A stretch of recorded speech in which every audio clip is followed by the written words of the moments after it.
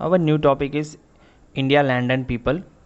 Primitive men came into existence simultaneously in India and Eastern South Africa. जो पहले के लोग प्रिमिटिव मतलब आदिवासी, जो लोग यहाँ पर इंडिया में और ईस्टर्न साउथ अफ्रीका में भी रहते थे. Mesmerized by varied and prosperous heritage, many foreigners tribes came to India. यहाँ की इतनी ज़्यादा संपन्न विरासत थी, अलग थी, अनोखी, बहुत सारी फॉरेन ट्राइब्स आकर्षित हुए ये सब हमारे यहाँ का हेरिटेज देखकर. Consequently the remains of all tribes are found here. वो जो ट्राइब्स यहाँ पर रहती थी उनके सब प्रूफ या फिर अवशेष यहाँ पर अवेलेबल हैं, जिससे कि ये पता चलता है कि ये सब ट्राइब्स यहाँ पर थी इंडिया में. The Dravidians were consider to be the most Asian people of India. Dravidians को बोला जाता था मोस्ट एशियंट, बहुत पुराने हैं. But the modern researcher of linguistic and anthropology have proved that even before the Dravidian, 6 more tribes came and settled in India. Anthropology और linguistic modern researcher के अभी के जो रिसर्चर वो बोलते हैं कि ड्रेविडियन के साथ साथ ड्रेविडियन से पहले 6 more tribes यहाँ पर आई और इंडिया में रहती थी.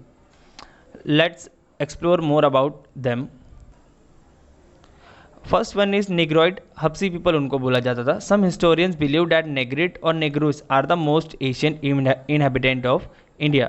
जो कि नेग्रोस और नेग्रिट थे जो सबसे पुराने रहने वाले लोग थे इंडिया के अंदर.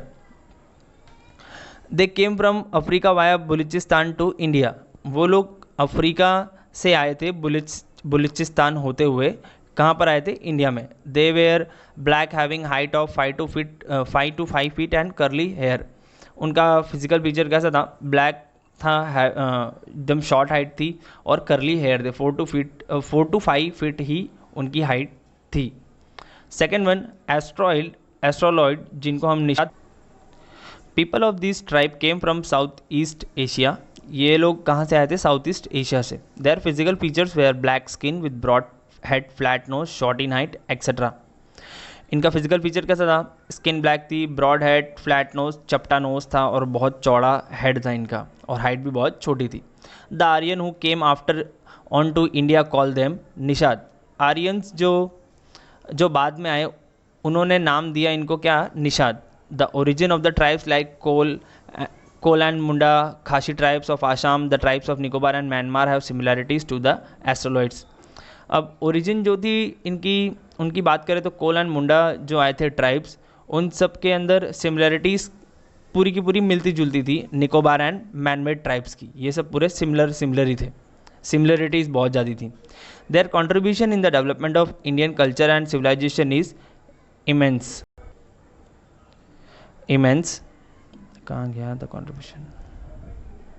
इनका कंट्रीब्यूशन बहुत ही ज़्यादा है इंडियन कल्चर को डेवलप करने में और सिविलाइज करने में. दे मेड क्ले यूटेंसिल्स, वोर cotton cloth and new many other skills. ये क्या करते थे? मिट्टी का बर्तन बनाते थे, कॉटन क्लॉथ पहनते थे और अदर स्किल्स भी थी इनके पास काबिलियत. They had great religious beliefs too. धार्मिक में मानने वाले इंसान भी ये बहुत ज़्यादा थे. धार्मिक चीज़ों में विश्वास बहुत ज़्यादा था इनका. Third one is the Dravidians. Originally Dravidians belong to India. ये पहले से कहाँ पर बिलोंग करते थे? इंडियंस, इंडिया में. They were the direct descendants of stone age civilisation and the creator of Mohenjodaro civilisation. इन्हें बोला जाता है कि स्टोन एज सिविलाइजेशन का क्या है? डिसेंडेंट्स है, मतलब वंशज है जो स्टोन एज से है. And creator of Mohenjodaro culture. Mohenjodaro के क्या है? ये जिन्होंने बनाया मोहनजोदारो उन्हें बोला जाता है ड्रेविडियंस ही. The tribes which came from north survive with their language and cultural features. Later on they were only called as Dravidians. North side से जो लोग आए अपनी लैंग्वेज, अपना कल्चर के साथ रहते यहाँ पर, और वही लोग बाद में क्या कहलाए? ड्रेविडियंस. जाकर क्या कहलाए? ड्रेविडियंस कहलाए. Dravidians give the concept of mother as a goddess and father as a god. इन्होंने ही कॉन्सेप्ट दिया था कि गॉडेस एंड गॉड. गॉडेस का मतलब देवी एंड गॉड का मतलब देवता. गॉड का मतलब क्या था? देवता. So the thought of Parvati and Shiva as mother and father developed. जो थॉट था पार्वती एंड शिवा, वो थॉट भी इन्हीं लोग ने डेवलप किया था. Moreover the tradition of worshipping nature is the gift of the Dravidians. जो भी हम वर्शिप करते थे नेचर को,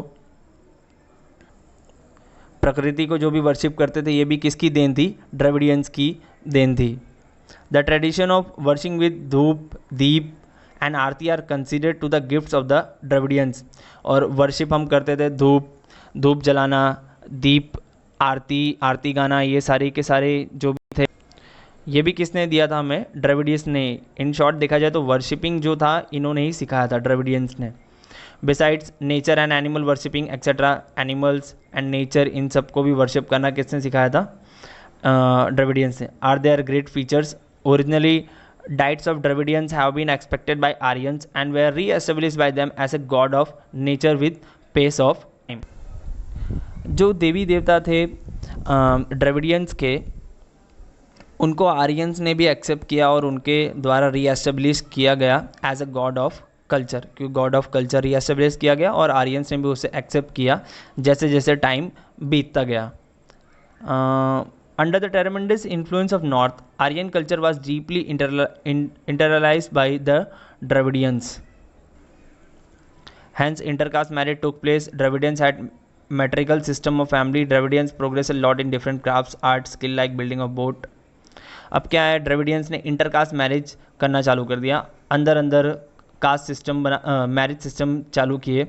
Dravidians had matriarchal system of family. Matriarchal system of family मतलब द्रविडियंस जो मदर का सिस्टम था वो चीज़। Dravidians progress a lot in different crafts and arts like building of boat and raft, weaving, spinning, dyeing etcetera.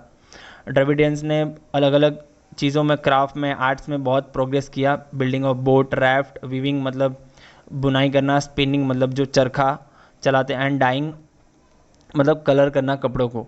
Due to the dominance of the Aryans they shifted to South India and settled there. जैसे ही Aryans के पास dominance आ गया, वो लोग सब लोग क्या हो गए, धीरे धीरे साउथ इंडिया की तरफ शिफ्ट हो गए और वहीं पर पूरे के पूरे सेटल हो गए। As a result today we can see the people speaking Dravidian family language like Tamil, Telugu, Kannada and Malayalam etcetera. तो हमें द्रविडियन फैमिली देखने को मिलती है, जो लोग द्रविड फैमिली से बिलोंग करते हैं वो लोग सब लोग लैंग्वेज स्पीक करते हैं like Tamil, Telugu, Kannada and Malayalam. Fourth one, other tribes apart from Ambo, Mongolid, Alpine, Dinark and Armenoid tribe were also there in India। बाकी सब ट्राइब्स के बाद ये सब भी थे, Mongoloid, Alpine, Dinark and Armenoid tribes were also there in India। Mongoloid, they came to India from North China via Tibet and settled down at North Assam, Sikkim, Bhutan, West Bengal etc। इन लोग सब लोग north China से आए, तिब्बत होते हुए, और settle कहाँ पर हो गए? North Assam, Sikkim, Bhutan, West Bengal.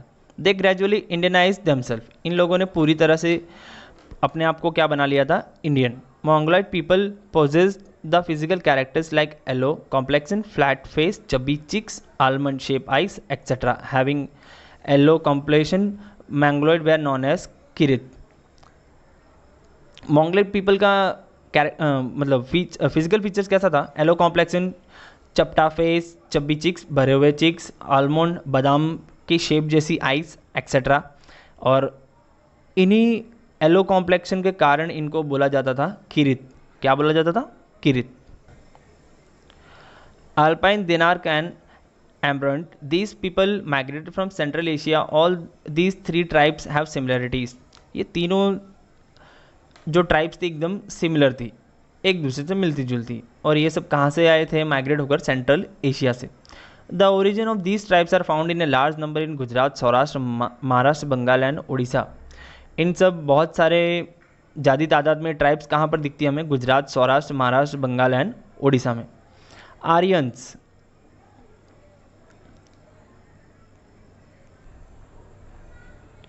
Fifth one, the Aryans. The Nordic Aryans were the creators of Aryan civilization in India। Nordic Aryans को कहा जाता है कि वो क्या है? Aryan civilization को बनाने वाले।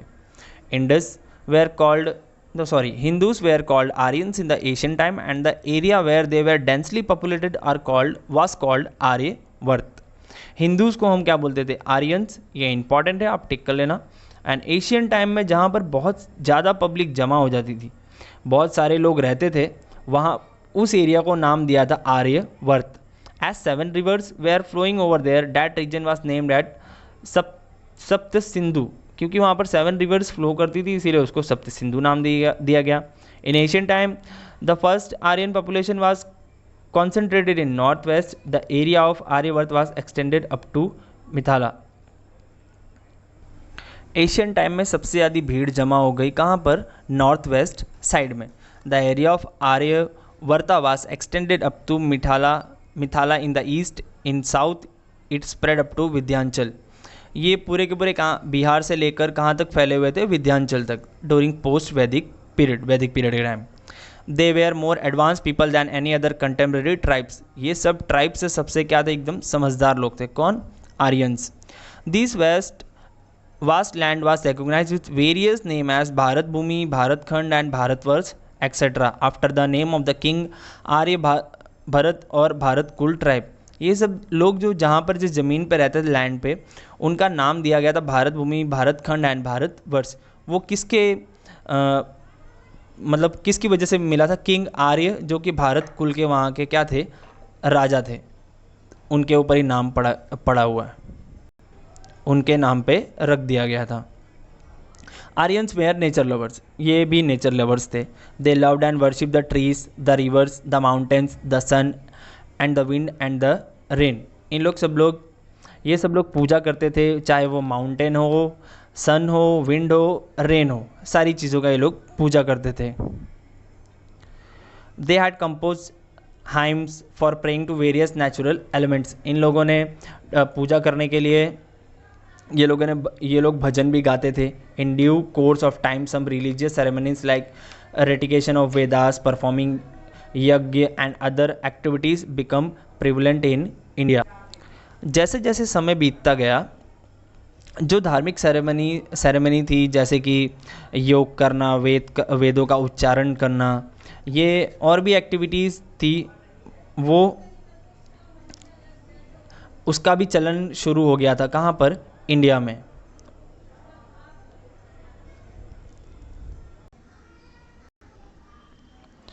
There was a fine amalgamation of those tribes with their specific style of living and harmonious culture was formed, which gave India a glorious and prosperous heritage. वहाँ की जो ट्राइब्स थी उनका एक स्पेसिफिक स्टाइल, अलग स्टाइल था रहने का, उनके कल्चर का, वो सब वहाँ पर फॉर्म हो गया था। विच गेव, उन्होंने क्या दिया? इंडिया को एकदम प्रॉस्पेरस और एकदम अच्छा वाला हेरिटेज दिया। These foreigners and Indian tribes amalgamated in such a way over a long period of time that they lost their individual identity through intercaste marriages. Foreign जो वहाँ की रह रहे थे इंडियन ट्राइब्स के साथ इतने लंबे समय से रह रहे थे कि अपनी ओरिजिनल जो फॉरेनर की आइडेंटिटी थी, पहचान थी, वो खो बैठे थे। किसकी वजह से? थ्रू इंटरकास्ट मैरिज सिस्टम की वजह से। Outsiders and local people were greatly influenced by languages, scripts, names and religious beliefs etc. play a vital role in Indianizing these foreigners.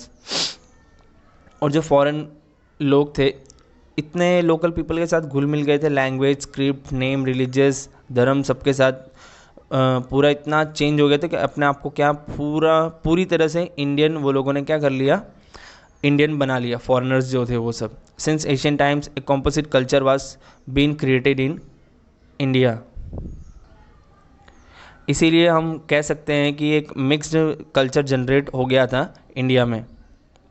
They all then become Indians, सबके सब क्या बन गए? Indians बन गए। In short, in ancient India the amalgamation of various cultures enrich Indian culture by making it variegated and prosperous.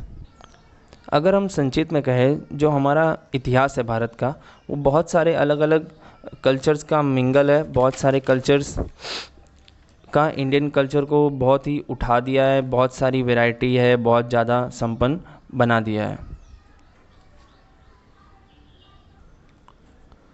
Preservation and conservation of heritage. Each aspect of Indian heritage made India eye catching, picturesque and attractive. हर पहलू जो हमारा है Indian culture का बहुत attractive बना दिया है, आई कैचिंग बना दिया, बहुत अट्रैक्टिव है सब लोगों के प्रति, क्योंकि हमारा हेरिटेज ही ऐसा है। Heritage broad glory to nation. Heritage क्या कर रहा है? ग्लोरी दे रहा है नेशंस को। India attend a leading position in the world by keeping it's rich heritage protected and preserve. India सबसे टॉप पर है, मतलब लीडिंग पोजीशन में है, क्योंकि उसने अपना हेरिटेज बहुत प्रिजर्व करके रखा है और एकदम अच्छी तरीके से बचा के रखा है। इतनी सारी हेरिटेजेस हमारे पास हैं। Thus, it is a primary and pious duty of every citizen of India to see that nobody harms the Asian memorials and also to preserve places having historical importance and values. अब क्या है कि हमारी हर एक Indian citizen की जिम्मेदारी बनती है कि कोई भी हेरिटेज को नुकसान ना पहुंचाए या फिर उसको ख़राब ना करे।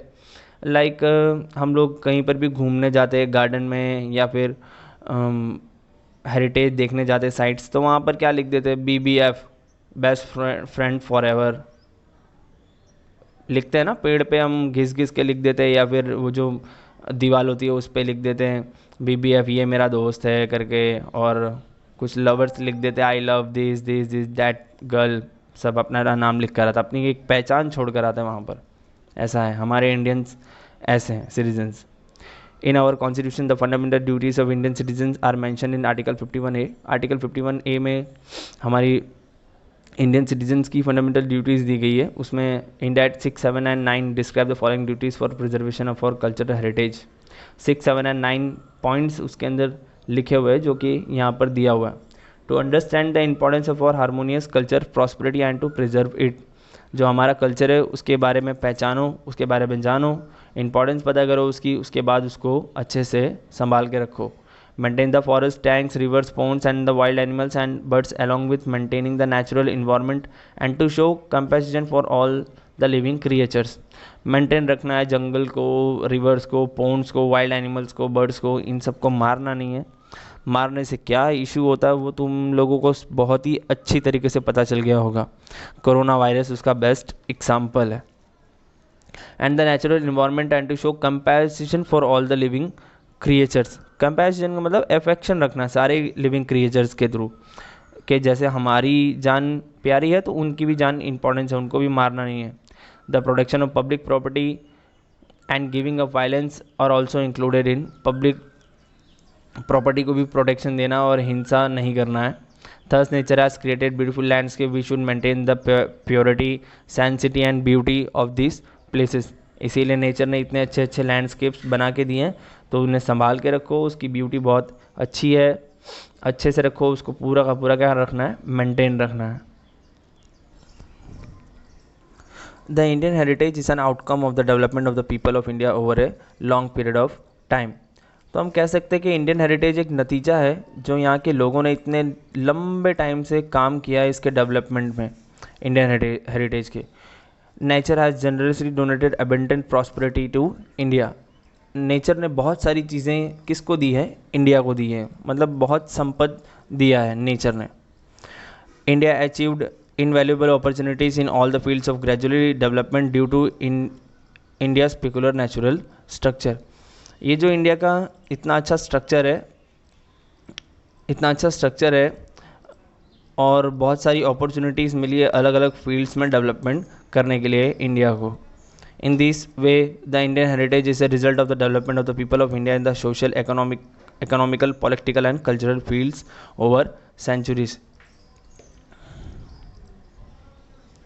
तो हम कह सकते हैं कि जो इंडिया का हेरिटेज है, यहाँ के लोगों ने इतना डेवलप किया है उसको, पीपल ऑफ इंडिया ने डेवलपमेंट किया है, वो चाहे सोशली हो, इकोनॉमिकल हो, पॉलिटिकल राजनीति and cultural fields of over centuries, बहुत सदियों से उसको डेवलप करते आ रहे हैं इंडिया के लोग।